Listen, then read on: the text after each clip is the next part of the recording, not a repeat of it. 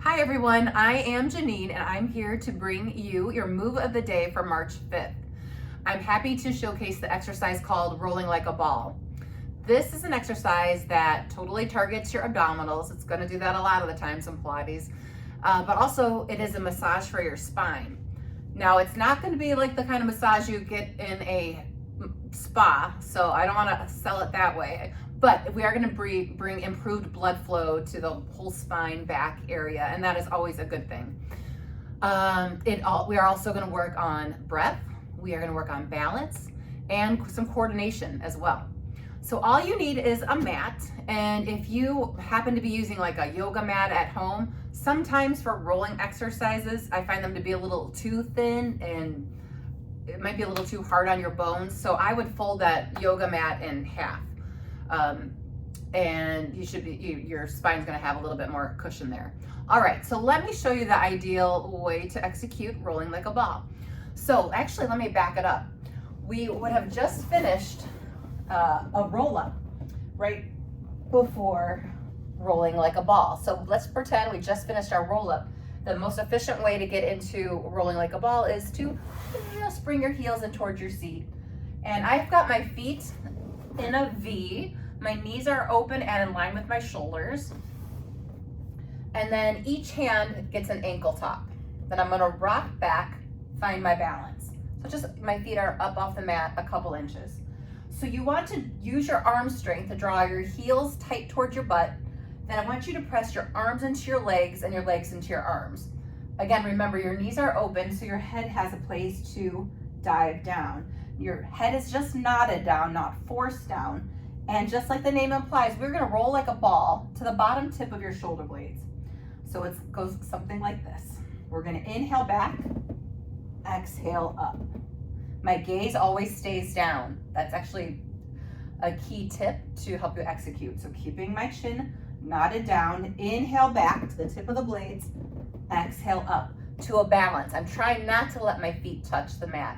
If they did touch the mat, probably I'm using a little bit too much momentum and the mat is acting as my brakes.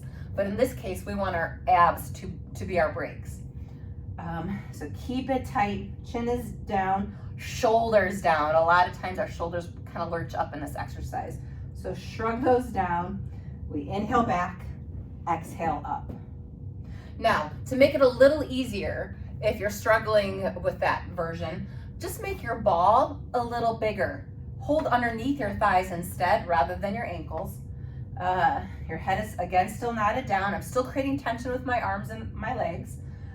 But with this little bit of a bigger ball, it seems to be a little bit easier. It's a little more forgiving on tighter backs. So if you do have a tight back, I would say maybe start with a bigger ball, and the more your back starts to open up, you might be able to start making that ball a little bit smaller. If you're struggling with that bigger ball variation, then try something like this, either holding in that big ball position or small. Just work on the balance aspect of this. Holding this position is more challenging than it looks.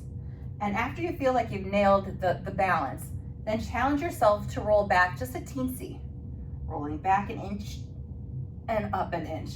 Or if it's a centimeter, whatever, just try to challenge your balance. When your balance is challenged, you'll feel yourself recruiting your abs.